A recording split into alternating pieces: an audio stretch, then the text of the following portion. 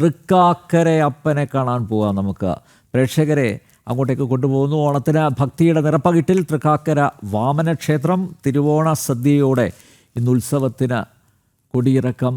രേഷ്മ ചേരുന്നു. രേഷ്മ, തിരുവോണദിന ആശംസകൾ. രേഷ്മ, യെസ്, കൂടെയുള്ളവർക്കും കേട്ടോ ഞങ്ങളുടെ ആശംസകൾ അറിയിക്കുക. തൃക്കാക്കരയപ്പൻ്റെ നടയിൽ നിന്ന് എന്തൊക്കെ കാര്യങ്ങളാണ് പറയാനുള്ളത്, പ്രേക്ഷകരോട് പങ്കുവെക്കാനുള്ളത്? രേഷ്മ. അൽനമ്പ്യാർ, രണ്ടുപേർക്കും ഓണാശംസകൾ. കൊച്ചി ബ്യൂറോയുടെ പ്രേക്ഷകർക്കും ഓണാശംസകൾ. ഞാനിപ്പോൾ നിൽക്കുന്നത് തൃക്കാക്കര വാമനമൂർത്തി ക്ഷേത്രമാണ്. അവിടെയാണ് നിൽക്കുന്നത്.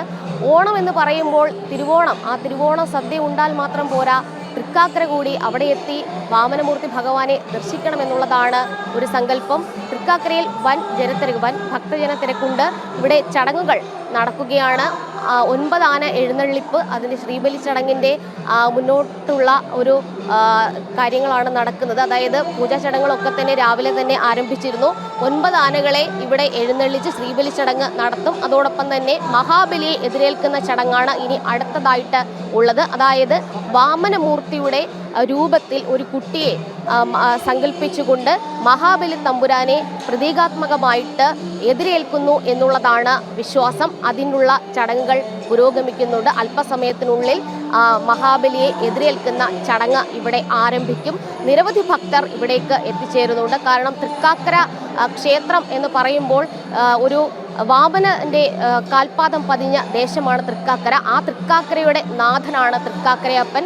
ഈ തൃക്കാക്കര ക്ഷേത്രത്തിൽ തിരുവോണ ദിവസം വരാൻ പറ്റാത്തവർക്ക്, അതായത് വരാൻ സാധിക്കാത്തവർക്ക് ഈ ഓണപ്പൂക്കളത്തിൽ നടുക്ക് തൃക്കാക്കരയപ്പൻ്റെ രൂപം പ്രതിഷ്ഠിച്ചുകൊണ്ട് ആ തൃക്കാക്കര ഭഗവാനോട്, വാമനമൂർത്തിയോട് ചേർന്ന് നിന്ന് ഭക്തിയോടുകൂടി തിരുവോണത്തെ വരവേൽക്കാൻ സാധിക്കും.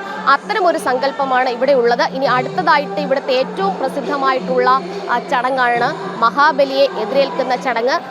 ഈ കുട്ടികളെ, അതായത് ഒരു കുട്ടിയെ തിരഞ്ഞെടുത്ത് ആ കുട്ടിയെ വാമനമൂർത്തിയുടെ പ്രതീകമായിട്ട് സങ്കല്പിച്ചുകൊണ്ട് വാമന രൂപത്തിൽ ആക്കിക്കൊണ്ട് അതിനുശേഷം മഹാബലി തമ്പുരാനെ എതിരേൽക്കുന്നു എന്നുള്ളതാണ് സങ്കല്പം. ആനകളെ എഴുന്നള്ളിച്ചു കഴിഞ്ഞു. ശ്രീബലി ചടങ്ങ് പുരോഗമിക്കുന്നു. ആ ഒരാന എഴുന്നള്ളിപ്പ്, അതായത് 9 ആനകളെ എഴുന്നള്ളിച്ചതിന് ശേഷമാണ് ശ്രീബലി ചടങ്ങ് നടത്തുന്നത്. നമ്മളിപ്പോൾ കാണുന്ന ദൃശ്യങ്ങളൊക്കെ തന്നെ ഈ ശ്രീബലി ചടങ്ങിന് മുന്നോടിയായിട്ടുള്ള കാര്യങ്ങളാണ് കാണുന്നത്. ഈ മഹാബലിയെ എതിരേൽക്കാനായിട്ടുള്ള ചടങ്ങുകൾ അല്പസമയത്തിനുള്ളിൽ ആരംഭിക്കുകയും ചെയ്യും. ഈ ഏറ്റവും പ്രധാനമായിട്ട് തൃക്കാക്കരയെ സംബന്ധിച്ച് ഏറ്റവും പ്രധാനമായിട്ട് അടുത്തതായിട്ടുള്ളത് 10 മണിക്ക് തുടങ്ങുന്ന ഓണസദ്യയാണ്. അത്രത്തോളം ആളുകൾ, ഏകദേശം 25,000-ലധികം ആളുകൾ ഇവിടേക്ക് എത്തിച്ചേരുമെന്നാണ് അറിയാൻ സാധിക്കുന്നത്. കഴിഞ്ഞ വർഷങ്ങളിലൊക്കെ തന്നെ സമാനമായിട്ട് ആളുകളൊക്കെ തന്നെ ഇവിടേക്ക് എത്തിയിരുന്നു. ഇവിടുത്തെ ക്ഷേത്രം ഉപദേശക സമിതി പ്രസിഡന്റ് കൂടിയായിട്ടുള്ള പ്രമോദ് ചേട്ടൻ നമ്മോടൊപ്പം ചേരുന്നു. ചേട്ടൻ, ഇവിടുത്തെ ചടങ്ങുകളൊക്കെ എങ്ങനെയാണ്? ഇപ്പോൾ നമ്മളിപ്പോൾ ഉടനെ ആരംഭിക്കാൻ പോണ മഹാബലി എതിരേൽപ്പാണ്. ഒരു വാമന രൂപത്തിൽ, അതായത് സാങ്കല്പികമായിട്ട് വാമന രൂപത്തിൽ മഹാബലിയെ, ഒരു കൊച്ചുകുട്ടി വാമന വേഷം കെട്ടി മഹാബലിയെ തൻ്റെ തിരുസന്നിധിയിലേക്ക് ആനയിക്കുന്ന ഒരു ചടങ്ങാണ് മഹാബലി എതിരേൽപ്പ്. അതായത് അദ്ദേഹത്തിന് മോക്ഷം നൽകി, മഹാബലി തമ്പുരാന് മോക്ഷം നൽകി വാമനൻ നേരിട്ട് അദ്ദേഹത്തിൻ്റെ തിരുസന്നിധിയിലേക്ക് ആനയിക്കുന്ന ചടങ്ങാണ് മഹാബലി എതിരേൽപ്പ്. അത് താളമേളങ്ങളുടെയും താലപ്പൊലിയുടെയും അകമ്പടിയോടുകൂടിയാണ് മഹാബലി എതിരേൽക്കുന്നത്. അതിനുശേഷം വിഭവസമൃദ്ധമായ തിരുവോണ സദ്യയും അതുപോലെ 9 ഗജവീരന്മാർ അണിനിരക്കുന്ന ശ്രീബലി എഴുന്നള്ളിപ്പും അതിനുശേഷം ഉണ്ടാവും. വൈകിട്ട് 5-ന് കൊടിയിറക്കൽ, അതിനുശേഷം ഭഗവാന്റെ ആറാട്ട് എഴുന്നള്ളിപ്പ്, അതിനുശേഷം ഈ വർഷത്തെ തിരുവുത്സവം സമാപിക്കും. ഈ വർഷത്തെ ഉത്സവം സമാപിക്കുന്നത് ഈ തിരുവോണ ദിനത്തിലാണ്. ആറാട്ടോട് കൂടിയാണ്.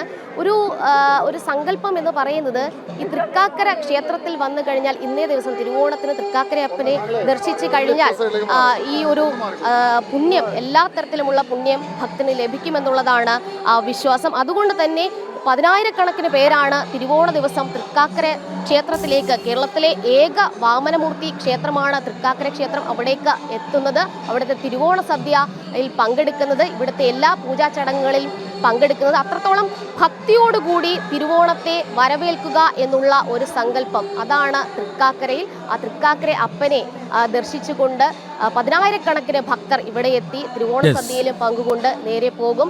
ഈ ഒരു രാത്രിയോടുകൂടി, ആറാട്ട് എഴുന്നള്ളത്തോടു കൂടി ഇവിടുത്തെ ഉത്സവം കൊടിയിറങ്ങുകയും ചെയ്യും.